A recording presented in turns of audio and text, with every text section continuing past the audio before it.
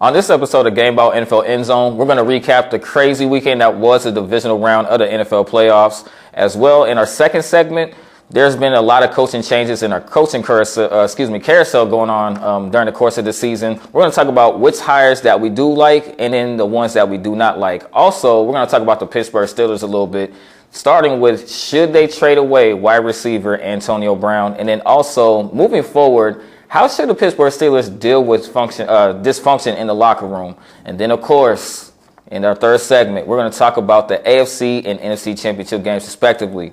The Chiefs, Patriots, also with the Saints and the Los Angeles Rams. 4 teams remain. Only 2 teams can go and compete for the Super Bowl. It's starting right now. Gameball NFL Endzone kicks off now.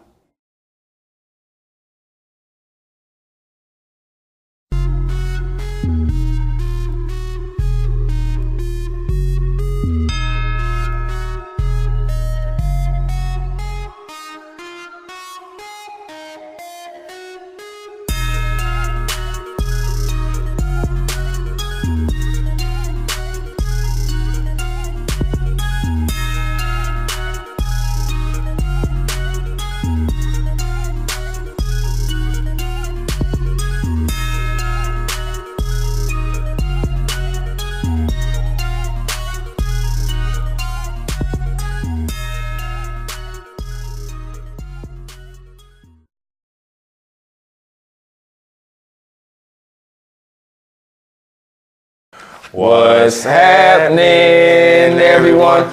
Welcome to Gameball NFL Endzone, where the football season never ends. I'm Marcus Young Genius Jenkins. It's your boy, Mike O'Reilly. And, of course, holding it down for brother Luke Hartnett, who could not be with us again. Of course, we're going to have his predictions on deck as well later in the episode.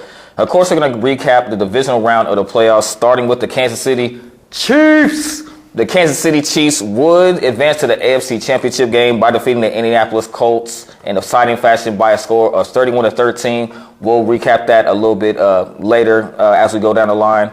Also, the Los Angeles Rams, your team, the Dallas Cowboys, they would fall short, unfortunately, to the Los Angeles Rams by a score of 30-22. Hold up. Before we go any further, I just got one thing to say to all the Cowboy Nation. How about them Cowboys? How about them? All right, let's continue. That running game, though, that's all I got to say, that running game. They could not stop that run. Also, hey, your squad, though, they, in dominating fashion, in Foxborough, they would beat the Los Angeles Chargers by a score of 41-28, and we'll talk about that in just a moment as well. The Philadelphia Eagles, unfortunately, despite having an exciting run into the postseason, give Nick Foles a lot of credit for bringing this team, brought that surge of life. Of course, Carson Wentz was their guy for a little bit. Then, of course, he went back down. Reinsert Nick Foles, leads you to the postseason. Unfortunately, they kind of let that one slip away there towards the end. They would fall short 20-16. Now, going back to the Kansas City Chiefs game, of course, I'm a Chiefs fan, so, of course, got to congratulate the Kansas City Chiefs. Defensively, I think, was more than anything the biggest concern moving forward into this game, Mike. How would you describe how the Kansas City Chiefs were able to come up big in Arrowhead? Well, basically the defense. We all know the offense do what it does, but the defense has been anemic all season long, especially giving up against the run. But advantage to the Chiefs, there was at home in Arrowhead with the loudest crowd in the NFL, and they played good, tough defense. The Colts was on a game-winning streak, but they didn't have it against the Chiefs, and plus they're really a dome team. If you think about it, they're not really good outside their elements, but inside the dome, they had a good game plan. Bob Sutton, defensive coordinator, what he did, rush 4 or 5 at need to and play guys well in the secondary to where it made the Colts offense look average. The thing that the Chiefs did well first, let's stop the run and make the Colts beat us in the passing game, make them one-dimensional. And also, you got to get the special teams a lot of credit except for that block punt, the only time that the Colts scored. But other than that, they correct their mistakes and did not let it happen again. Offensively, in the first quarter, Patrick Mahomes was balling, a.k.a. Mahomie was balling, because he was slinging everywhere. He was throwing sidearm like a baseball curve to Travis Kelce, bread and butter, 5-yard steal. He was caught for it. Exposed the Colts defense wide open. But you get to the second half, the Chiefs offense couldn't do nothing. Right. And that's a little concerning, even though they did score on garbage time. But in the second half, you have to score because you're not playing the Colts going to Arrowhead. You playing the Patriots, who really got their chip on their shoulder right now, who's really playing with house money. So the Chiefs have to score every single drive in the second half. And to only score 7 points in the second half is unacceptable in a game like that. So going towards the AFC Championship game, that's where the Chiefs have to improve offensively. Now, defensively, the second half, you got to give the credit because they basically shut out the Colts except for the points that they scored, and plus a missed extra point and a missed field goal. Rarely by Adam Vinatieri, you do not see that much. So give the Chiefs defense credit for balling out in the second half. Then the offensive second half is a little concerning. You didn't score a point in the second half, so you got work to do in that. For the Colts, they had a good run, but they ran to the Juggernaut of Chiefs in Arrowhead, wrong place, wrong time, and that's how it started and that's how it ended. So kudos to them, but they got to rebuild on defense. Oh, even though this team has a bright future, the question is, can Luck play the same way he played last part of the season due to next year? We'll find out. So it'll be an interesting, exciting game seeing Arrowhead against the Patriots, and we'll talk about that later on in the show. Certainly, and just talk about what you're talking about with the Colts. The future definitely, like you said, has to look bright. Even though they fell short to the Chiefs, you have a healthy Andrew Luck. When was the last time you were able to say that if you're a Colts fan, for example? 3 years? Yes, and he looked sharp. You know, unfortunately, they fell short. So, I mean, I'm happy to see Andrew Luck healthy. And, I mean, my favorite player of all time is Peyton Manning. So I do kind of have a soft spot for the Colts a little bit. I mean, of course, I didn't want them to beat the Chiefs. Goodness no. But, I mean, the future looks bright for them. The Kansas City Chiefs, 31 points. No passing touchdowns in this. Of course, they will have to come up with a different formula moving forward against the Patriots, and we'll talk about that in the third segment. The second game, the New England Patriots, the Los Angeles Chargers and the New England Patriots. Dallas Cowboys. The Dallas Cowboys and the Los Angeles Rams.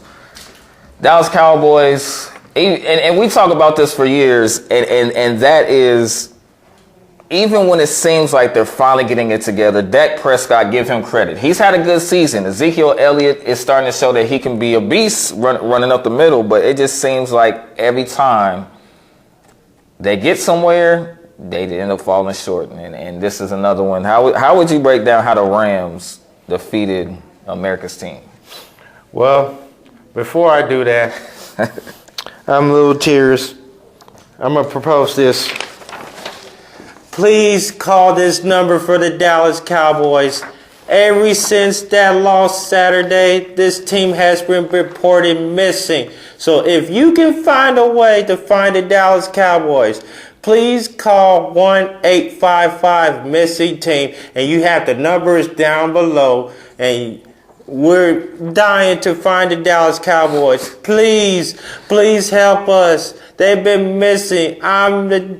It's just so hard and so many tears. The Dallas Cowboys hasn't been seen since Saturday. Please call this number at 1-855-MISSING team. They've been missing since the loss of the Rams. Please contact this number with all information and stuff. Please.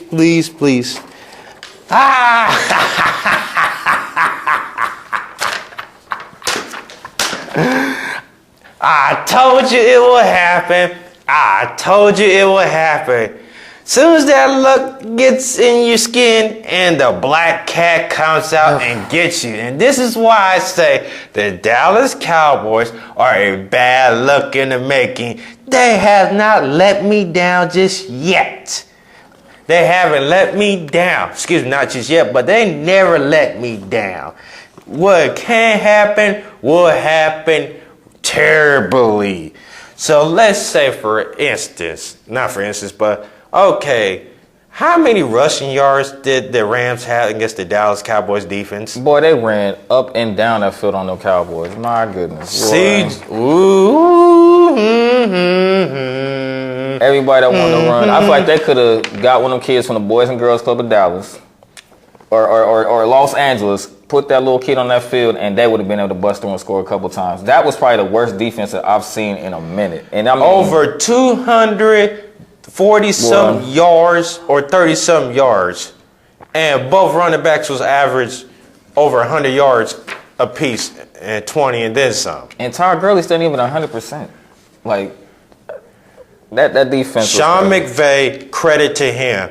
He was trying to sling it like here and there, but they was like, we got to get back to the formula that we had success in, was running the ball and be efficient in the passing game and play good defense. And that's what happened. And where did Sue come from? Because he's been MIA the whole season. Yes, he has. And he showed up. I was like, whoa. And Aaron Donald's going to do Aaron Donald, of course. Absolutely. So I was surprised that Dominic Sue showed up. I'm like, where did this come from? Because he's been dead in the grave most of the season. But he came to play. And for the Dallas Cowboys, I have no sympathy for you. I'm sorry. Your loss, it just enjoys me.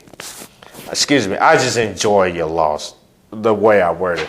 I just enjoy it. The way that it happened, in a fashion way that it did. Ezekiel Elliott did not run for the ball, rush over 100 yards like he did. Then Dak Prescott was irrelevant at occasion. Then you have to say the play calling of the offense coordinator, Scott Linehan. What are you doing running on 4th and 1? They're going to stop the ball on 4th and 1. Use Amari Cooper for one-on-one match against Marcus Peters. He was eating them alive. But it's the play calling of Scott Linehan, and Jason Garrett has got to go. And they're talking about re-signing him and all that. You're going to keep tanking more season after season after season. Did you see the Dallas Cowboys defensive coordinator get in their face, especially the rookie linebacker Vander Esch, who missed the tackle and all that? You see how he get in his face and threw his headset on the ground? And to me, that is a head coach. That is a head coach with higher energy and all that. What does Jason Garrett do? Just chills back, whatever. Jason Garrett's got to go. He's not a head coach. He is an offensive coordinator. So if you put a guy like him for the defensive coordinator as the Dallas Cowboys head coach, they would be more respectable. The defense is legit.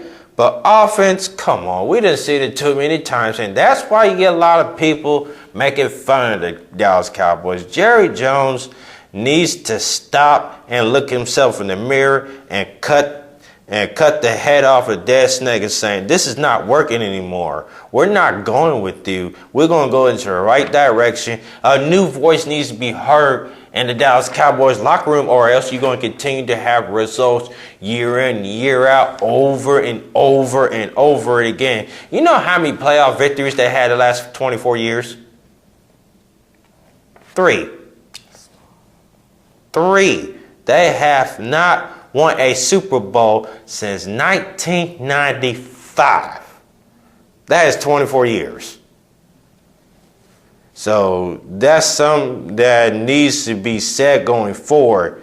And everybody questions Jerry Jones, all the Dallas Cowboys fans. Why is Jason Garrett still here?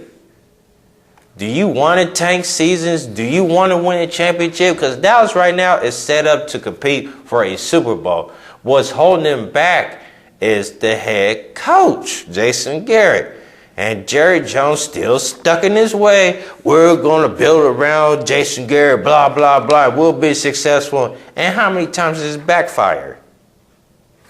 I lost count. I can't count anymore. So you need a new voice in that locker room. And you need somebody who's going to get after these players, like the defensive coordinator did.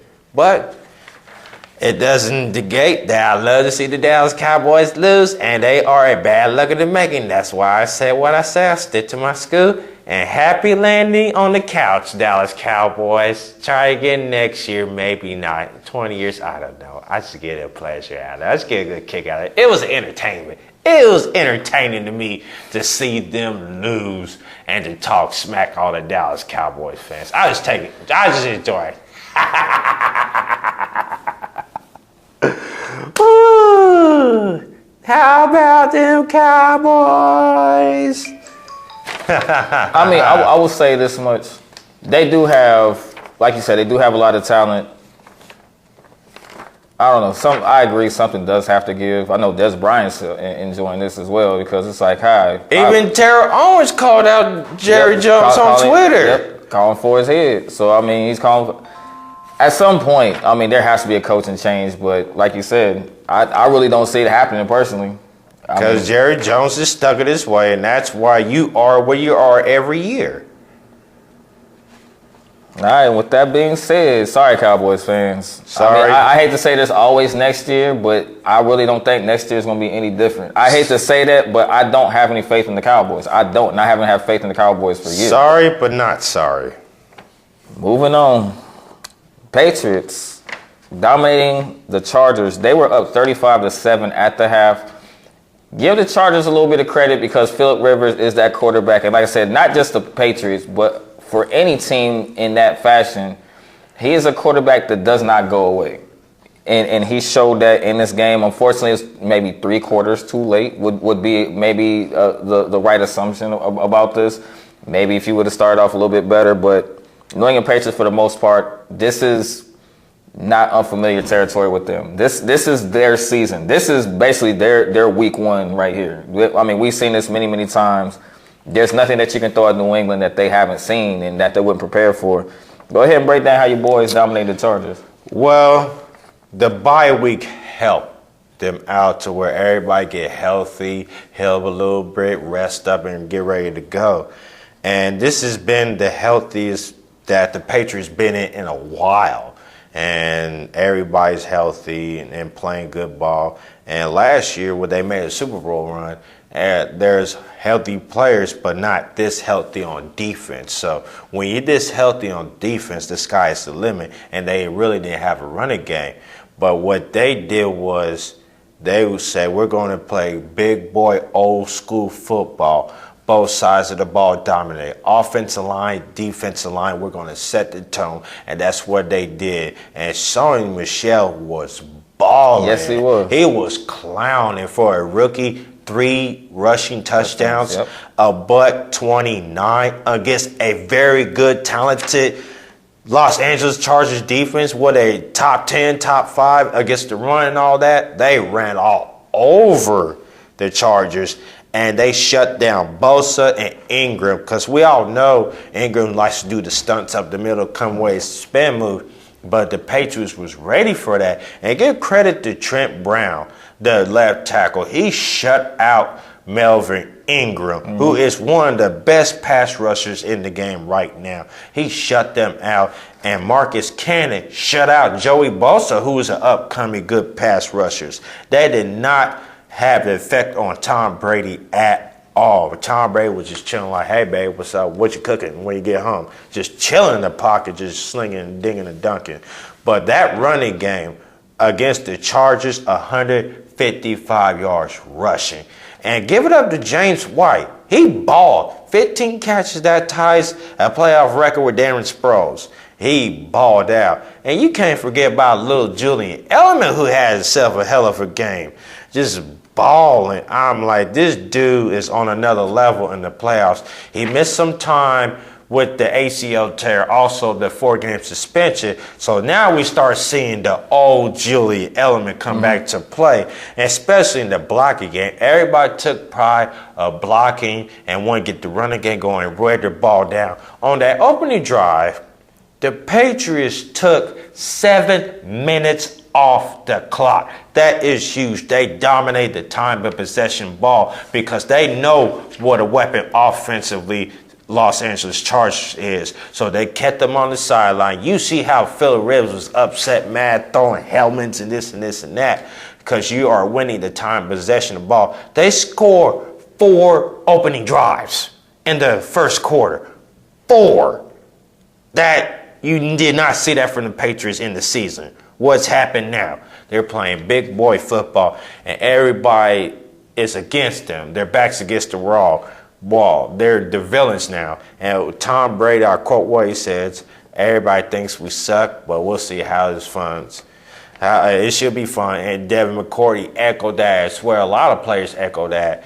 And the Patriots feel so disrespected that, okay, you count us out, we'll show you. And the Patriots put the NFL world on notice. We're not done. You count us out, you never count it out. And especially, they're the Rockies of the NFL in the playoffs right now. Because you remember that Rocky IV movie where he had to go to Russia where everything's against him? That's the Patriots. They're going to go Arrowhead in Russia, but it's an Arrowhead Stadium, and they're going to use that mentality. And also, you got to give the Patriots secondary for doing their job. They besides that wide open touchdown with Kenny Allen, miscommunication going on, they shut down the Chargers receivers. The Chargers receiver is tall and can ball, but they shut him down. And Stephon Gilmore showed you why the Patriots paid big money to get him, because he is balling. He's rated the highest corner in the NFL right now, and he's the best corner in the playoffs because he completely shut out Keenan Allen and got an interception off of him. And you can't praise enough about rookie J.C. Jackson, who I said they should sign after the season, after they take care of Trey Flowers. Sign him to the extension. Don't wait. He is balling. So overall, the Patriots executed offense, defense, and special teams. They live by the 3-letter word, do your job. And for the Chargers, they didn't do that. And why did Gus Bradley then switch out defenses? You can't run the exact same defense like you did against the Baltimore Ravens with a rookie quarterback. And you're playing Tom Brady. He's going to see that like, really? Run the ball in the middle. That's what's happened. So the Chargers did not adjust, and the Patriots made it a nightmare for Phillip Rivers because they was blitzing him. Let all out blitzes, and they used his mobility against him because we all know that Phillip Rivers is not a mobile quarterback. So what do? They send a house against him to where he was frustrated. He was chucking balls in the air, and he was getting hit a lot. And you also have to credit the Patriots coaching staff, especially Josh McDaniels on the offensive side and Brian Flores on the defensive side, coming up with creative plays to beat the Chargers. And that's how the Patriots got it done. And the Chargers, they took a hard one. They fought back, but it wasn't good enough. And they got a long offseason to go. Unfortunately, another season, Phillip Rivers comes up short. 0-8 against Tom Brady in career. Whew. Well, that's tough to swallow. And this is business as usual for Belichick and company. I mean, this is nothing new to them. They're going to a familiar territory, even though they're not at home. And we're going to talk about that in the third segment, going into Arrowhead to face the Kansas City Chiefs. Impressive fashion. I mean, that's all you can really say. I was shocked. I did not expect this performance. I thought it would be like a 10-point lead, but a little bit less. But I didn't expect a 35-7 lead at halftime. I was just like, whoa. Where did this come from? I don't think anybody did, honestly. That's going to do it for the first segment right here on Gameball.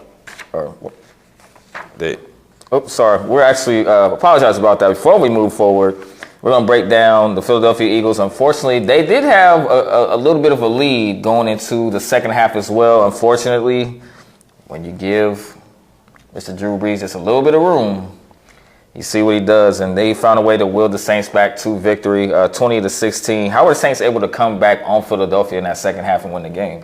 Well, after the first 2 touchdowns drive that the Eagles had, the Saints were too excited. They was out of sync, and this game could have easily got ugly. What they did was they calmed down, they relaxed. After the first touchdown, then they started gaining momentum.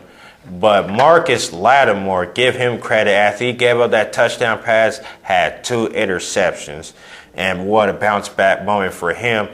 And you have to give the Kamara and Michael Thomas credit, because it was the Kamara, Thomas, and Lattimore show. So, yeah, they have to. You have to give credit for that. So Michael Thomas was balling. I mean, over 171 catches and a touchdown. He was just man, he was a man with his boys. And I feel like he's an underrated receiver. So then you have Kamara, who was balling as well, especially on that key third down to where he had that first down to ice the game, set, checkmate match. And Marcus Lattimore, after that touchdown play, he bounced back with 2 critical key interceptions. One that he got off of Zach Ertz, and another one where Jeffrey dropped the pass. He was right there to catch it. Game sealed, checkmate, and Drew Brees is just Drew Brees. Mm-hmm. He found a way to bounce back out of a rocky start, but overall, give the Saints credit because at home in that dome with that crowd, they thrive off of that. So they got a 2-headed monster running back and a good receiver and a good defense is playing well. And whatever team that they play, if they get to the Super Bowl, I'll feel sorry for that defense because they can score quick like that and that ain't nothing. And for the Eagles, they had their chances. Mm-hmm. They was up by 14 points and you let it get away. You threw an ill-advised ball, which it was your fault, and you underthrew it to where Hurts had him beat, but Lattimore made the play of it for that interception. And also, Jeffrey, you got to make that catch. 9 times out of 10, he makes those catches, but that one catch he didn't make cost him the game, and it got intercepted, and he took full blame for it. He took full responsibility for it. He said he'll bounce back, and this is a teaching moment for him. So the Eagles was set up great position after the Saints missed a long field goal. They had about 30 minutes left, 2 minutes and 30 seconds left to go, and plus a timeout, like 1 or 2 timeouts left. Then the drop pass, because they was making a little run at first. Mm-hmm. They was marching down the field with that fool's magic, but it came short, came to the end. Jeffrey didn't make the play, didn't make the catch, and the Saints took advantage of it. So going forward, if I'm the Eagles, I'm thinking about trading Carson Wentz and keep it Nick Foles, because Carson Wentz is talented, even though you use 2 first-round picks to get him, but Nick Foles is better set up in Doug Peterson's system, right, in my opinion. So if I'm the Eagles, I'm trading Carson Wentz and try to get 2 first rounds. That's just me. I mean, fantastic suggestion, and I think everybody, including the Eagles fans, would agree with that. It's just the chances of that happening. Actually, how much of a chance do you actually even see that in reality happening, though? I don't know. I'm not the front office person, whatever. I don't know what they're going to do. But if that was me, I would trade Carson Wentz and keep Nick Foles and make him as my future franchise quarterback. It seems like when Nick Foles plays, it's a different tone in that offense.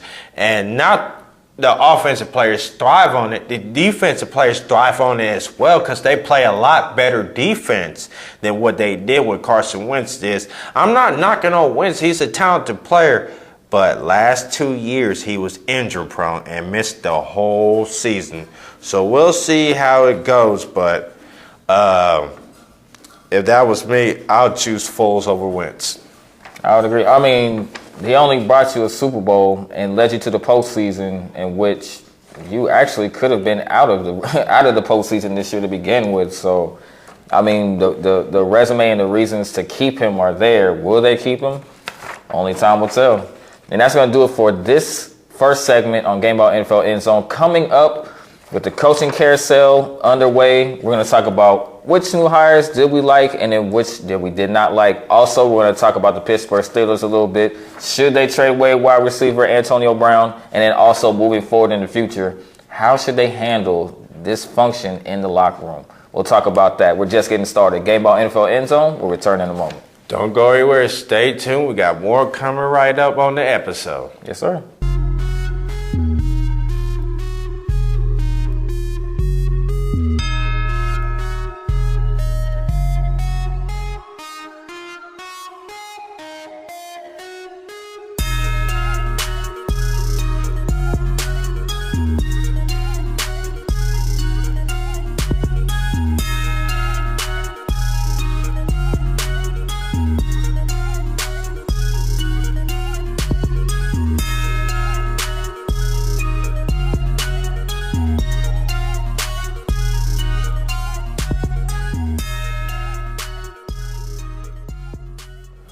What's happening, everyone? Welcome back to Gameball NFL Endzone, where the football season never ends. Now, in the second segment, we're going to talk about a few coaching new hires. We're going to talk about, Mike will ask you which ones did you like and which ones not so much. Starting with the Green Bay Packers, Matt LaFleur would be their hire. For the Tampa Bay Buccaneers, Bruce Arians, a very familiar name. Freddie Kitchens for the Cleveland Browns. Vic Fangio for the Denver Broncos. Adam Gase for the New York Jets. And the Arizona Cardinals hired Cliff Kingsbury. Which of these hires stand out to you? The one that stands out to me the most is Tampa Bay Buccaneers Bruce Arians. That makes perfect sense. Excuse me, because we all know Bruce Arians is an offensive genius. His offense philosophy, offense is his background, and he knows how to get quarterbacks in the right position and make them get better and all this and that. And I feel like was a perfect setup for Jameis Winston to work his mechanics and get a little bit better in the passing game as he grows in his career, because they deal with two different coaches and two different coordinators. So that's not going to be as successful for a young quarterback. You got to have somebody who can teach him to do it the right way and get after him and what the wrong ways as well.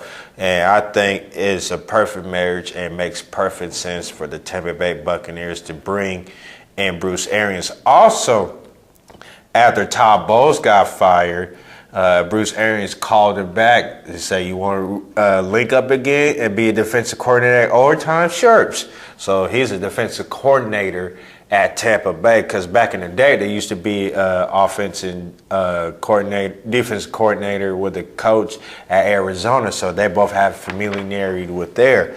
So it's a good fit, and I like it. You could also say Freddie Kitchen for the Cleveland Browns, because he was an offensive coordinator with Greg Williams was an interim head coach, and he was rewarded head coach, not Greg Williams. You also say for Vango, who had a success with the Chicago Bears defense. He was a defensive coordinator there.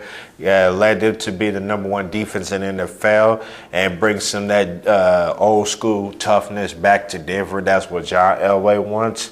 And you could also say for Adam Gase, he had success with the Dolphins. He got them to the playoff berth, but it didn't work out. And the Dolphins are stupid for firing Adam Gase. So he has success there, and we'll see how former offensive coordinator Matt LaFleur for the Titans do with the Packers.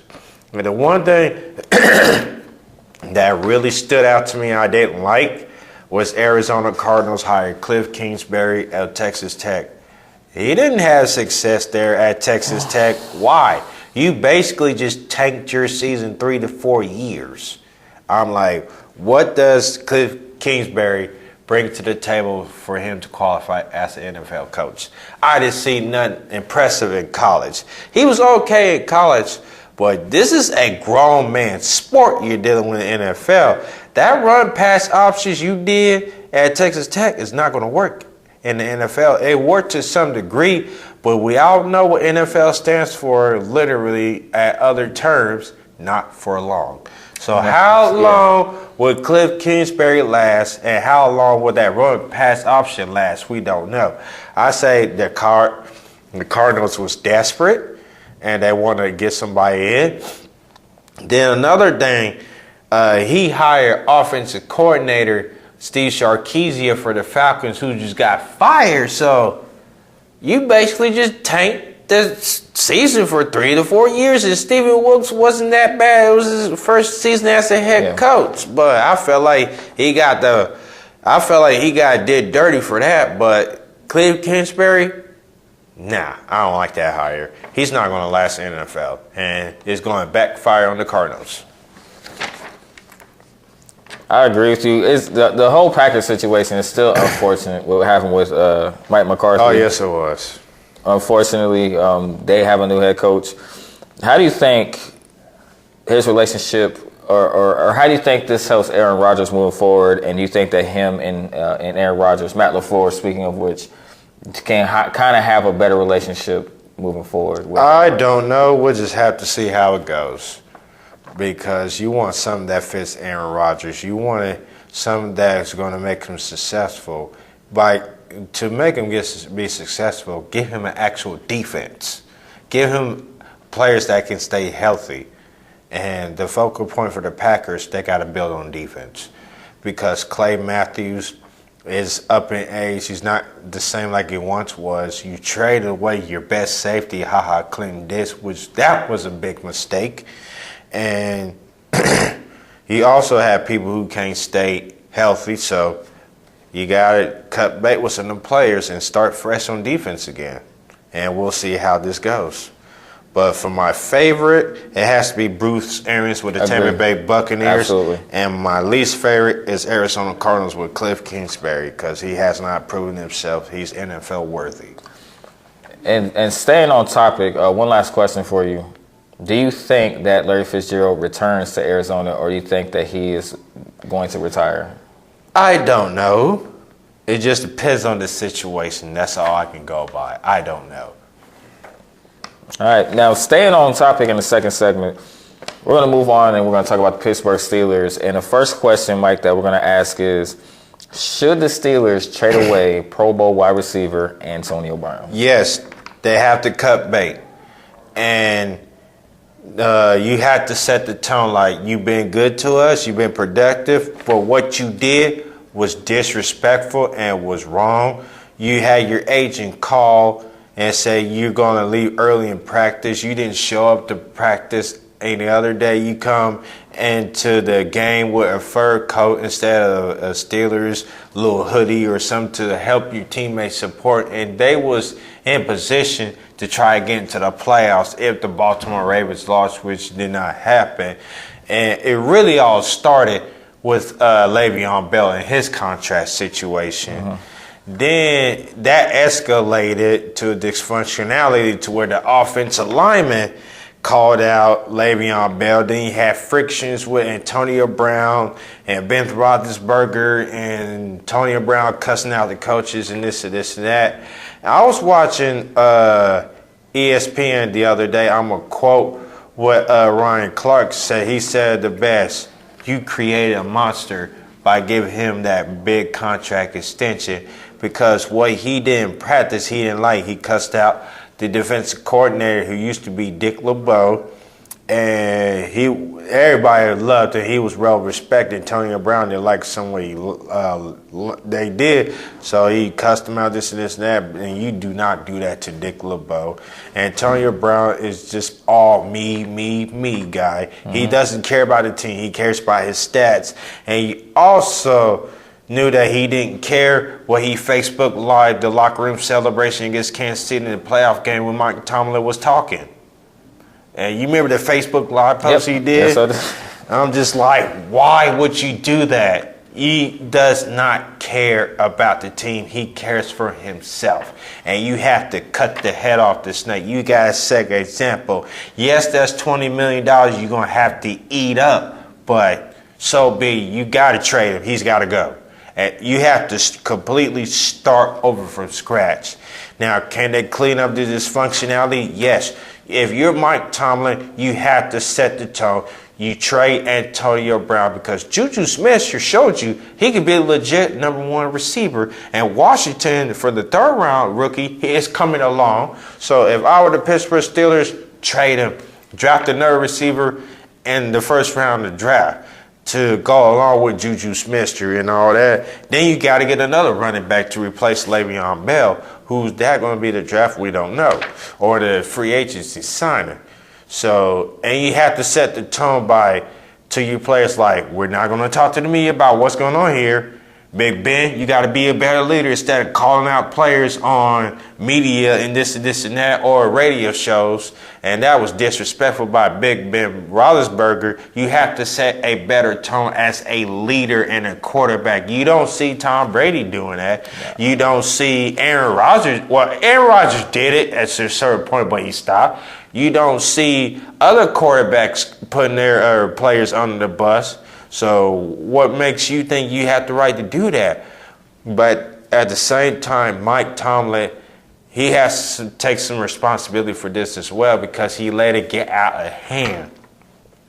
So you got to have stricter rules. You got to set the tone. This is not going to happen. We're not going to talk about the media. We're not going to do this and this and that. Everything stays in the locker room. We're going to be focused and we're going to play Steeler football. And Big Ben, you need to be a better leader. You cannot call out players like that and disrespect them.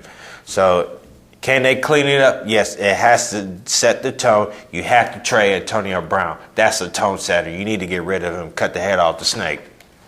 I mean, he purposely, at the end of the season, burned as many bridges as you could. I mean, he purposely, like you said, showed that he did not care. He was basically not all in whatsoever. If you purposely... Don't get me wrong, he does work hard at his craft and all that. He's absolutely a talented receiver, but as a team player, you got to cut him. No. I mean, I just think they would be foolish, too, after everything that would happen. Because all this is going to lead to, if he's still on that roster... That's basically that the media is going to talk about. Is talk about the whole Antonio Brown situation. Are they going to trade him? Are they going to do this? Are they going to do that? And that's not going to help their case. On top of the, like you mentioned, the Le'Veon Bell situation. I agree with you. I'm not going to talk on and on about it, but yeah, they should. Starting with the new league year, you should be exploring trade options. You're going to get two first round picks for Antonio Brown. That's no guarantee. Yes, you will have to eat up the dead money, but he's got to go. He has to go. I have a question. Why do you think certain teams allow the media to get too much into the personal side of things in the locker room? It's probably just the personality of the locker room. The players want the players coach. Make them feel like they wanted them and this and this and that. To a certain degree, yes, but it doesn't last that long. You see why the Patriots do what the Patriots do. They do not allow stuff like that to happen, especially Belichick. You're out of the water if something like that happens in the Patriots locker room. You see why they stick together and all that. So you have to cut bait with Antonio Brown.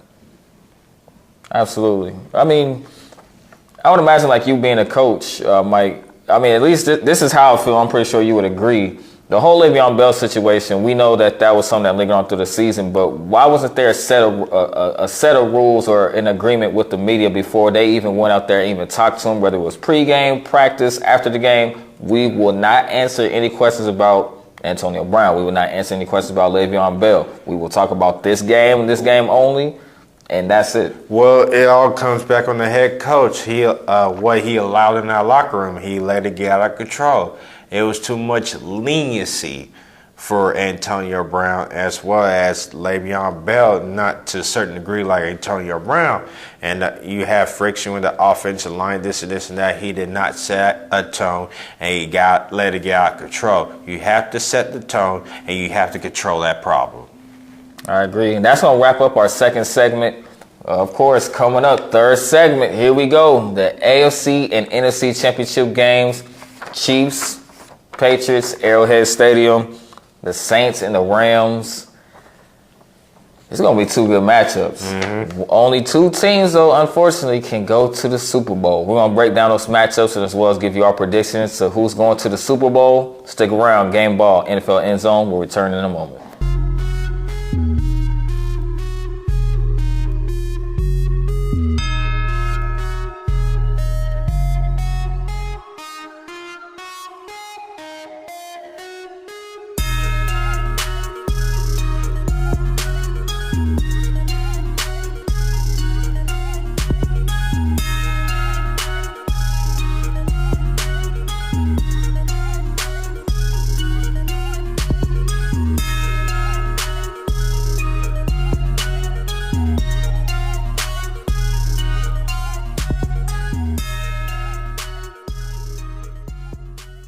What's happening, everyone? Welcome back to Gameball NFL Endzone, where the football season never ends. We are finally here to the third segment and the two main bouts, in the words of Michael Buffer. Let's get ready to rumble! These two matchups, only two teams can go to the Super Bowl. We're going to talk about the AFC Championship game, and we're going to talk about the NFC Championship game. Starting first with the NFC Championship, which will be the earlier game. The Los Angeles Rams taking on the New Orleans Saints. Mike, how would you break down this matchup? Round 2, the Saints versus the Rams in the Dome. Everything's going to be different. It's not going to be like the first game they play. Everything's going to be different because we don't know what the Rams is going to throw at the Saints. We don't know the Saints was going to throw at the Rams. So it's vice versa. Heavyweight fight. First part of the main event. For the Rams, they got C.J. Anderson going with the running game now. To go along with Todd Gurley, they got their own version of the two-headed monsters in that offense. Jared Goff played terrific in the passing game. Didn't make a mistake. He just kept it simple and easy to get players involved. Then the running game took over. That offensive line dominated the Dallas Cowboys defensive line. At scrimmage, they had over 230 or 240 yards, something like that, combined together. So both players was over 100 yards and then some. Then also the defense played well. Sue needs to play like that again against the Saints because when they played him against last time, Sue was nowhere. But if Sue can play like he did against Dallas, this defense is good. And other defensive players have to step up as well. And the secondary's got to step up against the Saints receiver, especially Michael Thomas, who can easily find open space to make the catch. He's a hell of a route runner, and he can win jump balls one-on-one. So defensively, how do you stop the Saints' offense? You have to go back what the Cowboys did against the Saints. Be physical with them. Stop the run and force Drew Brees to beat you in the passing game. And you have to be physical with receivers. Do not make it easy for the receivers to get open lanes. If you can do that, you can win this game. Offensively, do what you did and then some, like you did against the Cowboys with the running game. And the Saints is going to expect that. Now, we switch to the other side. You have to deal with their two-headed monster running back, Kamara and Ingram. And also you got to deal with Michael Thomas as well. So for the Saints, they got off to a very slow start. Mm-hmm. You can't do that against the Rams. You got to get off fast start. And the one thing I do want to take time to say, what a gutsy call on 4th and 1 to go for it a punt formation, a fake punt, and run it up the middle for 1 yard. Sean Payton is the gutsiest coach I ever seen. And you remember that game in the Super Bowl against the Colts where he decided we're going to onside kick it and caught them slipping. Yeah. And that was a momentum changer right there. So that is momentum changer right there. So don't be surprised what Sean Payton throws at the Rams defense.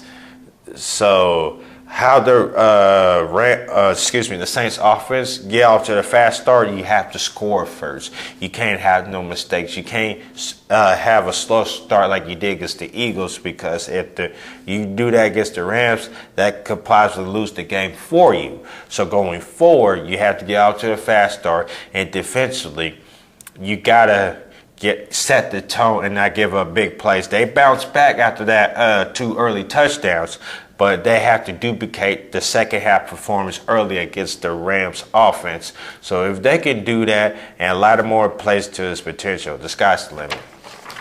All right, the Rams and the Saints. I definitely expect high scoring in this game. Thinking the same thing in the second matchup, and that's the AFC Championship game. It's going to be fun to talk about. Yo boys, my boys, the Chiefs taking on the Patriots live from Arrowhead Stadium, and that will be the primetime game between these two games. How would you break down this matchup between the Chiefs and the Patriots? Well, I like to start with the Chiefs first because they play excellent against the Colts, especially defensively, but you're going to have to do that ×2 against the Patriots. Because Patriots, as I said earlier, are playing with house money. They're not even favored in this game.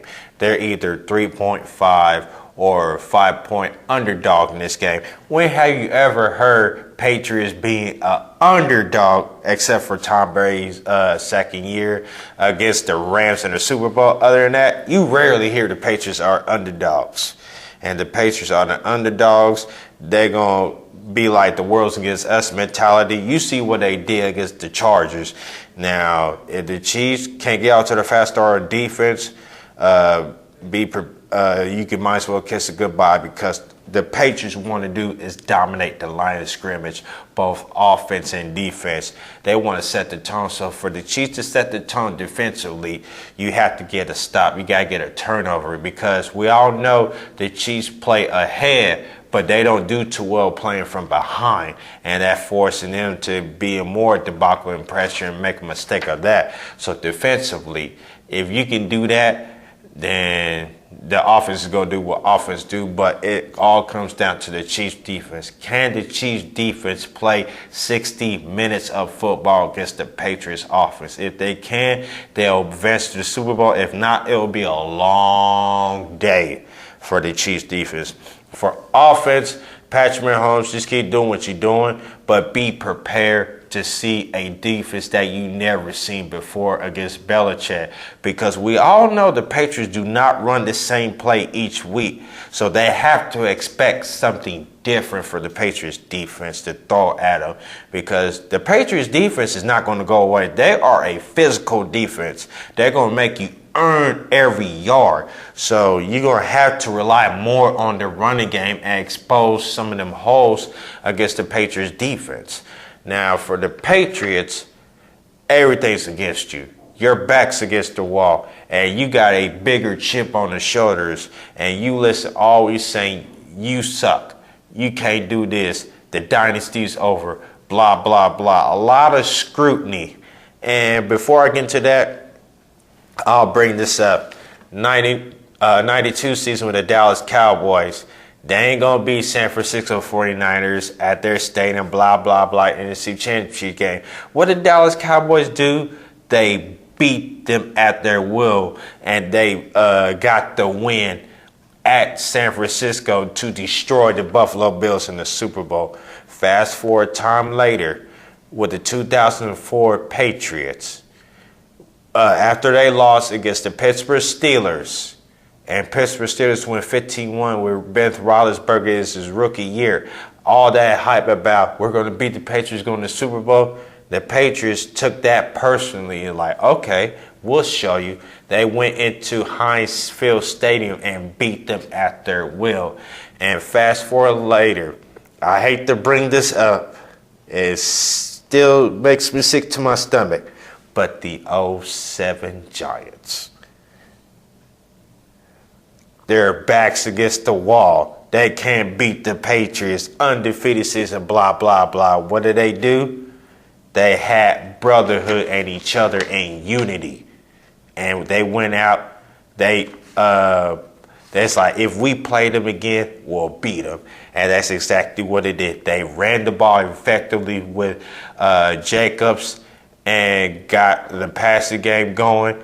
And David Tyree with the famous helmet catch, whatever.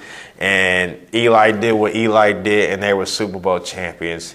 And same thing with the Packers in 2010 season, 6th seed, and they won it all. And I forgot to bring up the 2005 Pittsburgh Steelers, 6th seed in the playoffs. They got demolished by the Bengals 2 times in a row in the season, but they went and beat the Bengals and went on to win the Super Bowl and upset it. Peyton Manning in the divisional round championship at Indianapolis. Mm-hmm. So it tells you that going to a hostile environment is good to have, but it does not mean nothing, because a lot of the underdog teams feel like they got something to prove and they got something to play for. And New England has something to play for. And all the scrutiny that they went through this year, and what Tom Brady said, you know they're going to play angry, pissed off football. And that's why I love seeing what Tom Brady said. We're going to play angry. And that's what you want in your quarterback. That's why Tom Brady is Tom Brady. He's a competitor, and he will fight until the end. So flat balls and all. I didn't throw that out there. Yeah, right. I didn't throw that out there. But. Well, he will fight until the end. And you see how they ran the ball effectively. They played big boy football against the Chargers. The Chargers have a better defense than the Chiefs. We all can say that. And they dismantled the Chargers. So the Patriots have to do the same thing on the road, travel well with the running game, get them going. And what the Patriots preach, the three-letter words I was saying, do your job, execute. You have to execute little things. You have to have a perfect game to beat the Chiefs on the road, because in a very hostile environment and all that, you're going to have to. So if I'm the Patriots, I'll do something like this. Make your practice stadium pretend that to be Arrowhead, so you get used to the crowd noise and this and that, everybody booing you and this and that. That could be an advantage too. So it's going to be a good game. I mean, I strongly agree with that. I think, for me, this is student versus pupil, because we don't know how many years Tom Brady has left, and we could be seeing his successor to probably being the most talented quarterback in the league. I'm excited for this. I think this is the necessary AFC Championship game, besides the fact that this was hyped after they played in Foxborough earlier in the season, and everyone predicted that this was more than likely going to be the AFC Championship. I mean, for me, I still feel like the backs are against the wall, the Kansas City Chiefs, because of the simple fact, Sporting Kansas City, they won it. Kansas City Royals won the World Series. The only thing that is missing right now is the Kansas City Chiefs bringing home a championship. They already brought one, but it was years ago. It was years ago. So, I mean, it's long overdue. The Patriots, if they lose this game, I mean, it's not like chances are they're going to be favored to be back in this position the following year. Let's be 100% honest. It's the Patriots, and I'm saying that I don't dislike the Patriots. I don't hate the Patriots. I don't lose sleep every time the Patriots won the Super Bowl. It's just, okay, you respect the team that they strive on excellence, just like the Yankees in baseball, just like currently Golden State in basketball. If they can get the best talent to buy into their system, which is not hard to do, they get the best out of everybody. At least if you don't like them, you respect it at least. But I mean, this is a storybook season. This is almost like KU when they beat Memphis. That was a storybook team, Mario and the Miracles, and that outstanding run in the tournament. You have still an unproven quarterback to this point, Patrick Mahomes. Yes, we know all the great things that he's done. He's literally every quarterback you put in front of him, every defense you put in front of him. He's picked every defense apart. He has outdueled every quarterback. He's done all these great things. This is the biggest test that he's going to have. But I think the positive that I bring out of this is, win or lose, the season or the things are going to look very bright in Kansas City for a long time. I'm excited to see what he's going to learn from Tom Brady from this experience. What did the Chiefs learn from this game, the Patriots against the Rams? What did they do in which the Patriots could have came back and coughed this game up under different circumstances? How were they able to only put up 6 points in the second half? Just like I talked about with the Colts. It was different teams, different eras. Yes, we know they were 4-1, but how did the Houston Texans shut down Andrew Luck in that second half after potentially putting up 28 points on the Houston Texans, but they only scored 21? What did they learn? What was the reason why they won that game against the Colts? The defense shut down Andrew Luck. They found out how Houston did that. They're going to have to do the same thing with the Chargers, and how are they able to hold after being down 35-7? How were they able to hold the Patriots to only 6 points? If I'm doing like the defensive coordinator, it's going to come down to the defense. Both of these teams are going to score. They're not going to stop the Chiefs from scoring. We know that they're going to have to throw passing touchdowns. They're not just going to be able to beat them on the ground. If they can get Damian Williams going early, and if they can get it to Travis Kelce early, and that was another thing that I mentioned last week with the Colts. If they can do those things, I think they'll be fine. But they have to find a way to win in the air as well.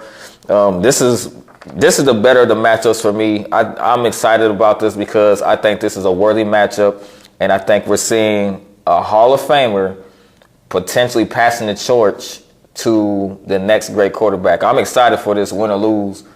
I can't wait. All right. Prediction time. Predictions. We're going to start with, of course, the Rams and the Saints. Who y'all got? Luke has got the Saints. I'm going to go off of that. I'm going to go with the Saints as well. I just feel like They're long overdue getting back to the Super Bowl since '09, and it's in the Dome. And when you play in the Dome, it's the loudest place to play, and it is hard to win. It'll be a close game, but I feel like the Saints will do enough more. I will say it's going to be a physical game. It's going to be a high scoring. It's going to come down to one play, and I feel like the Saints will make one more play than the Rams. So I'm going to say the Saints advance to the Super Bowl, 28-24 win over the Rams. I'm going to give you 3 reasons why I want to pick the Saints, but I almost want to go with the Rams. The reason why I say that is because during the beginning part of the season, the Saints showed you they have what it takes to win in hostile environments. Go back to Atlanta. Came back, game on the line. Drew Brees is still not afraid to call his number. Back-to-back games, he would win it for them. They found ways to win. And my other reason would have to be the Minnesota Miracle of last year. Oh, yeah. You can't tell me that is not in the back of their minds. That, no, we're not going to let this slip away. Oh, not twice, especially at home. Yeah. No. The thing is, the Rams are extremely talented on both sides of the football. What it's going to come down to me is who has a better running game and who has a better defense. I don't even think it's going to be who wins a playoff duel between Goff and Drew Brees. I think is which two-headed monster is going to be more physical and be able to get those more all-purpose yards, which defense is going to be able to stop them. I think whoever can do that between these two, the difference is Jared Goff hasn't been here before, Drew Brees has. And I think this is Drew Brees' last opportunity to compete for a Super Bowl. I think with that being said, I think they're going to win this for Drew Brees. So I'm going to pick the Saints. I want to say the Rams because I think they could easily outscore New Orleans. But I'm going to say the Rams win this. I'm going to give this a score. I'm going to say 35-28. So are you picking the Rams or are you picking the Saints? I'm going with the Saints. I'm going to go ahead and pick the Saints. I got to clarify. You did say the Rams, so I just want to make sure. I mean, let's be honest. We already know who we going to pick, but let's go ahead and break it down. Who you got? I got the Patriots to win with the vengeance. I'm not saying a blowout. I'm saying physical vengeance. Big boy schoolyard bully football. That's what the Patriots will play. Their backs against the wall. They're playing with house money. Because with Kansas City, there's a lot of pressure, especially a lot of pressure on Andy Reid's legacy. If you don't win this season, does not mean nothing. He has not been in this pressure in a long time. And Patrick Mahomes, he's mature, he's handled it, but how are you going to handle this game? This is your first AFC championship game. All the jitters and nerves is going to affect you. We don't know. And we don't know what the Patriots is going to throw at defensively with Patrick Mahomes. If the Patriots do like what they did defensively against the Chiefs and Patrick Mahomes, it's going to be a long day for the Chiefs offense because we don't know what they're going to do. Last time, what they did successfully, they shut out Travis Kelce. We can't take Tyreek Hill. We know that. We're going to take our chances there. But we'll take a chance on Travis Kelce. What are they going to do? They're going to punch in the mouth. They're going to be physical with it. They're going to jam him up. When I mean punch in the mouth, they're going to do this to him to make sure that we're going to throw you off your route. You're not going to get open. I feel like that's a factor. And I feel like the Patriots want to make things right from last season after that Super Bowl loss that they had. It's like we want to rewrite our wrongs. And from the offseason, the bench of Malcolm Butler, this and that. You see why Belichick benched Malcolm Butler. Mm-hmm. Hey, look what he did at Tennessee. And you see why they paid Stephon Gilmore that money for a reason. And the rookie J.C. Jackson is coming along. I feel like there would be much better game plan and much prepared for. And they are the best team preparing situational football. And that's why Belichick is the great as he is. I'm not knocking Kansas City. They're a hell-talented team. They have a bright future, but they caught the Patriots at the wrong time. So I'm going to say the Patriots advance to the Super Bowl with the score of 27-24, late field goal again. And Luke has picked the Chiefs to win as well. I mean, America, like really, like, be honest. Do you really not know who I'm gonna pick? Like, be honest. Like, okay, just like you, my boy, Luke is my boy. This show, I'm riding till the wheels fall off with this show. Why am I gonna not pick the Chiefs now? Why am I gonna wait for them to get this far and they say, oh yeah, I'm gonna go with the Patriots? And I'm not knocking anything you're saying because I mean you have very good, valid points. This is an opportunity for Andy Reid to redeem himself. This is an opportunity. This is twice. I can't see Andy Reid letting this happen twice. You let the Patriots get away with one in Foxborough in which y'all should have won. What did the defense learn from that game in Foxborough? We know that the Patriots are not going to stop the Chiefs from scoring. We know that. We know the Patriots are very physical in the playoffs. That is why they're great. They're very strategic in the playoffs. Andy Reid is very familiar with Belichick. He is. I know he has a sore taste in his mouth. And I know there's going to be a lot of pressure on the Kansas City Chiefs because, once again, we're this close to having a championship in baseball, soccer. The only thing that's been missing, and ever since the Royals won the World Series, was the first thing that came everybody out of everybody's mouth. Okay, Chiefs. Okay, it's y'all's turn. Sporting KC won it way before y'all. The Royals won it for the first time since '85. Where y'all at? And it's time to show and prove. I think this is the team that could actually get it done. And the thing that's actually kind of scary about it is there's and I don't want to bring that up, but they're without a weapon in Kareem Hunt because how big could he have been? Oh, huge in this matchup? Huge, and he was there in Foxborough. He was huge, but that mistake cost them, and they haven't. I mean, they recovered, but they haven't really recovered. They haven't filled that void. Yeah. I mean, and don't knock Damian Williams because he's gonna be physical, and they need to match. They need to match that physicality. But Kareem Hunt was a different breed by a long shot. Yeah. By a long shot. But I think Damian Williams, what he does is he does bring that toughness. He brings that physicality. He's not as athletic and agile, but he can be physical with the Patriots. He can help wear down that defense. I think if they get it to him early and often, pound that defense, get Travis Kelce involved, and I know the Patriots are going to try to find a way to stop him. If they can do what they also did against the Colts, they did not expect Tyreek Hill to get a rushing play, in which he smoked that defense. They have to find ways, just like the Patriots do, they do have to find ways to mix it up, make themselves a little bit unpredictable. And if they can do what they did against the Colts, watch that film in Foxborough because they let that one get away. You shut down Tom Brady in the fourth quarter. The offense didn't get shut down. What did the defense do differently? The defense is completely different. They have a different identity since they've been to the playoffs. They look like a completely different team now.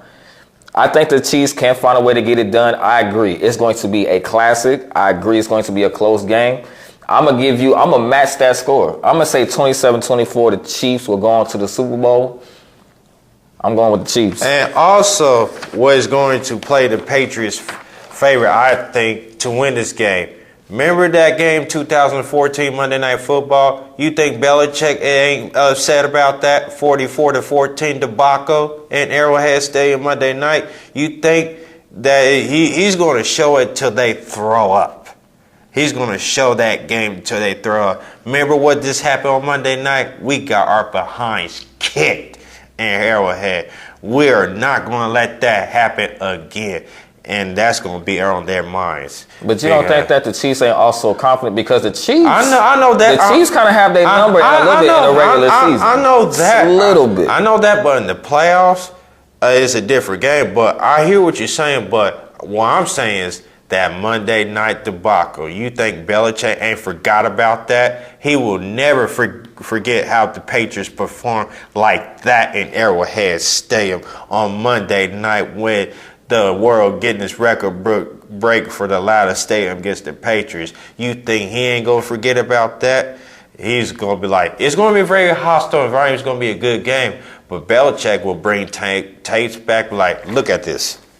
And it's going to drive them insane. It'll be a good game, but it's going to be more motivation. And after the press conference with Belichick, he feels so relaxed. He's like, it's go time. Win it or nothing. We got to go out there and play smash mouth football. It's going to be Ali versus Frazier. Rumble in the Jungle. It's going to be Tyson versus Buster Miller, the underdog, where Tyson got knocked clean the clock out in that round. It's going to be another underdog for the Chicago Cubs. A lot of pressure. You haven't won. There was underdog against the Cleveland Indians, so they won it. And it's just like a lot of things, but I feel like the Patriots will find a way to get it done because all the pressure's not on them this time. They can relax. They're playing with house money.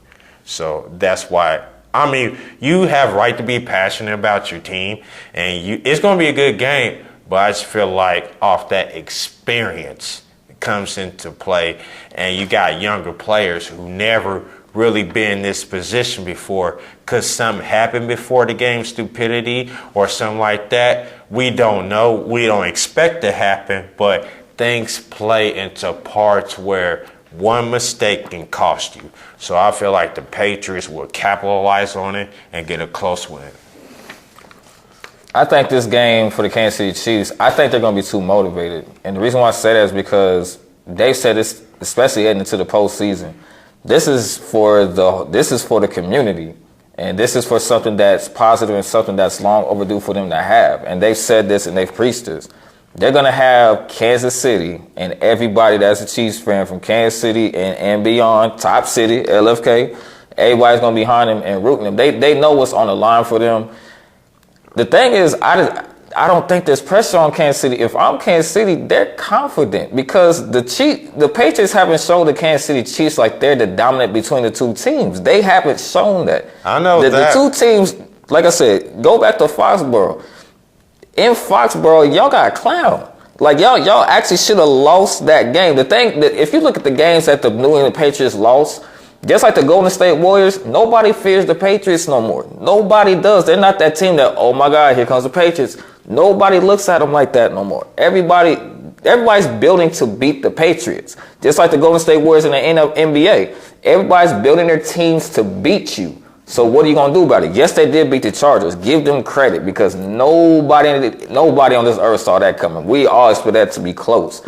And the thing is, in a lot of ways, the Kansas City Chiefs, I think, is more of an underdog because of the simple fact that they're playing the Patriots. I don't agree. I think so. I don't. You might agree, but I don't agree. And y'all at home, y'all favored to win, but it's a lot of pressure on you to win, and especially on Andy Reid.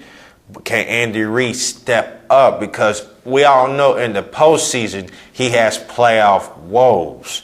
So can he right his wrongs from being in Philadelphia, as well as here that he had his chances and he blew it? Which Andy Reid are we going to see? We do not know. And so it'll be a good game. Agreed. But I feel like the Patriots experience over youth 9 times out of 10 wins that part. What's going to happen is Tom Brady is going to be on the sidelines in the locker room. Giselle, I'm coming home. I got something to say. I'm sorry. I don't see that happening. It'll be a good game, and we both sticking with our guns. But I feel like, and we're not biased either. But absolutely. I feel like I was saying, experience 9 times out of 10 wins over youth. And it'll be a good game. Can't wait to see. I would say student versus pupil. Do not be surprised with these two swap jerseys at the end of the game because I really think this is going to be a passing with the torch, win or lose. I really think so. I think Tom Brady he's going to pass that torch because I think whenever it is that Tom Brady does retire, it's on Mahomes. And the thing is, the future's going to be very bright for him, win or lose in this game. What he's been able to do, of course, going next year, now I can see pressure going into next year. I think he has the most calmest demeanor when it does come to pressure. He doesn't buckle at all. He is unfazed in any situation that you throw at him. Next year, now I can't wait to see that when, okay, everybody knows you're great now. Okay, can you duplicate what you did? Yeah, that's what the team did when they figured out Dak Prescott and Ezekiel Elliott have to stop him. So going forward, next year we'll have to see. And going forward, the Chiefs need to fix their defense. If they want to compete at this level year in and year out, they have to fix their whole defense. And we don't know. Every year is a different year. Because we don't know what teams which Kansas City Chiefs teams are going to play. D Ford's contract's up. We don't know if he's going to stay. You got other players, and we don't know Eric Berry will ever come back for that Achilles heel. God bless him. I hope he does. But we all seen what happens to players who have Achilles heel tendon injury. Especially when it's tore in the right position, they haven't really recovered. They haven't been the same since. For instance, Sean Merriman, who I thought would be the break all the sack records, but after he had them 2 Achilles heel injuries, he was never that Sean Merriman since. So you're going to have to make a decision. Are you going to keep Eric Berry? Are you going to trade him? Or are you going to cut him because you gave him all that money? And plus, how are you going to come back from that Achilles tear? You're going to have to make a decision about that. It's going to be a tough decision, but I think you should move Eric Berry from the team going forward and go into the youth, because there's some good safeties coming out in this year's draft. And Eric Berry is a hell of a player, but that injury is concerning for me. Do you think because of what he means to Kansas City, almost like, I mean, it's not similar, but in a way it is. Like what Bill Snyder meant to Kansas State, and we talked about this on College Kickoff. Would they get rid of Snyder, or would they just keep him because of everything he means? Do you kind of see that situation similar with Eric Berry because he's the heart and soul of that community? I do, and there's no disrespect to Eric Berry and what he's gone through. He's fought leukemia cancer and he's beat it. But with the Achilles heel tear, he hasn't been that player since that injury. I mean, parlor injury, all pro bowl balling. But once he had that Achilles tear and he tried to come back in, you can start seeing that there's still some issues with that injury, especially on the bone part. So you're going to have to make a decision. Do I still keep him? He's a hell of a player, but injuries. And plus, you got to think about the salary cap. I can use that on a younger, healthier player than just like, okay, I think it's time for the Chiefs. I hate saying this, and I don't wish upon this on anybody, so don't get it twisted. But I think the Chiefs should cut their ties with Eric Berry because of that injury. Because we don't know if he's going to play in this game, and we don't know how much game he's going to play next year in the 2019 season. We don't know what the offseason is going to be like for him. So all that money, you can use that for younger players to build upon that defense. So if that was me, I have to let Eric Berry go because of that. All right, with that being said, here's to a great game coming up. Yeah. Patriots, Chiefs, let the best team win. It's a fun debate, but at the end of the day, you already know this is my bro right here. You got to have some fun a little bit. Yeah, we do. All right, social media, Facebook, you can follow us on Gameball College Kickoff / Gameball NFL Endzone. Send us an email on gck.gnfle@gmail.com. You can also follow us on our official Twitter page at gck.gnfle.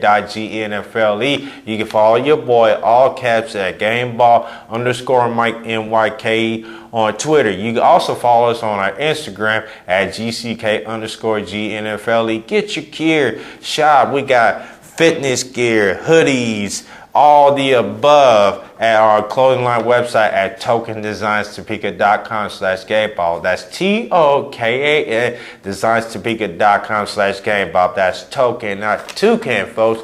Get on your YouTube game, like and subscribe, vice versa. My left to your right, your right to your left, whatever it is. And get on our YouTube channel at gck.gnfletv. Once you hit that subscribe button, make sure you hit that notification button for our updates and alerts on our postings, and I'm going to pass it on to you, my brother. All right. Jovelle Entertainment, JOVELLE Entertainment. You can find us on Instagram, Twitter, Facebook, Snapchat. All inquiries, including artists, including Seb the Haitian, such as myself, Young Genius, Sin City, jovelentertainment@gmail.com. Don't forget, also on the 19th of this month, Turf Wars, Sin City will be performing in that. And also, new music dropping by Sin City later this week, but also out right now, Seb the Haitian's official single, Vibes, is out now. All right, you cannot forget our other brother, Luke, who couldn't be here with us today. Hopefully we'll have him here on the further show so the Three Amigos be back. You can follow him on Facebook, Instagram as Luke Harnack, and on Twitter as Luke Harnack2. Folks, that was salute to our brother. I'm Michael O'Reilly. I'm Marcus Young Genius Jenkins. This is Gameball NFL Endzone, where the football season never ends. Peace. We are out, and see you next week for our predictions on the Super Bowl. It's been a quick season. Yes, it has. And tune in for the next episode next week on Gameball NFL Endzone.